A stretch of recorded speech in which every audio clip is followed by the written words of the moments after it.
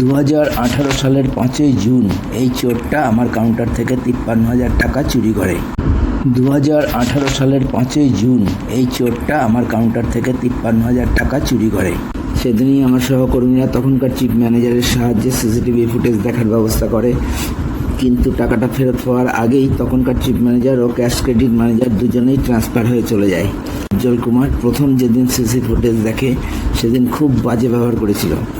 তাহলেও সেই chief manager বলেছিল যে চোরের বিরুদ্ধে আইনি ব্যবস্থা ব্যাংক নেবে এবং চুরি হওয়া 53,000 টাকা উদ্ধার করে আমাকে ফেরত দেওয়া হবে, যেহেতু সেই টাকাটা আমাকে ঘটনার দিনে নিজের পকেট থেকে দিতে হয়েছিল। কিন্তু বারবার সিসিটিভি ফুটেজ দেখা সত্ত্বেও টাকা ফেরত দেওয়ার বিষয়ে টালবাহানা চলতে থাকে এবং ব্যাংকও চোরের বিরুদ্ধে কোনো ব্যবস্থা নেয় না। আর প্রায় দেড় মাস পরে একদিন সকালে আমাকে চিফ ম্যানেজারের চেম্বারে ডেকে পাঠায়। সেখানে চিফ ম্যানেজার উজ্জ্বল কুমার ও সিসি ম্যানেজার বিশাল কুমার আরও দুজন অফিসারের উপস্থিতিতে আমার ওপর ভয়ানক মানসিক নির্যাতন শুরু করে, সঙ্গে মারাত্মক ভীতি প্রদর্শন ও অজস্র মিথ্যা কথা বলে আমাকে চূড়ান্ত অপমান করতে থাকে। এই ধরনের ব্যবহার কেউ কখনো আমার সঙ্গে করতে পারে সে ধারণা ছিল না। ভীষণ উদ্বেগ ও আশঙ্কায় দ্রুত স্বাস্থ্যের অবনতি হয়, কারণ যেই সহকর্মীরা আমাকে দারুণ সাহায্য করেছিল, এমনকি সিসিটিভি ফুটেজের ব্যবস্থাও করেছিল, তারা সবাই হঠাৎ করে চুপ করে যায় এবং আমাকে এড়িয়ে যেতে থাকে। অবশেষে প্রাণ বাঁচাতে আমি চাকরিটা ছাড়তে বাধ্য হই। প্রথম যেদিন ভয়ঙ্কর নির্যাতন করে তারপর থেকে কখনোই কোনো শ্রেণীর কোনো স্টেট ব্যাংক স্টাফ আমার সমর্থনে কখনোই মুখ খোলেনি।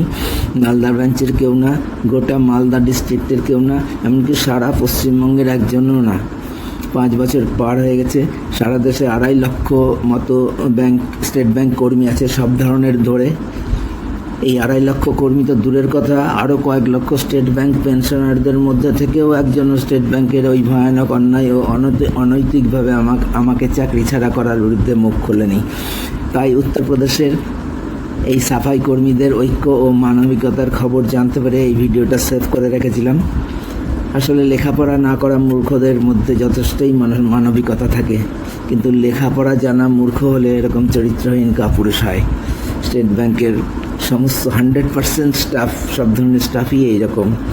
এটা একটা বিশাল অবিশ্বাস্য ঘটনা। স্টেট ব্যাংকের এত কর্মীদের সম্পর্কে আমি যা আগে বুঝতে পারিনি।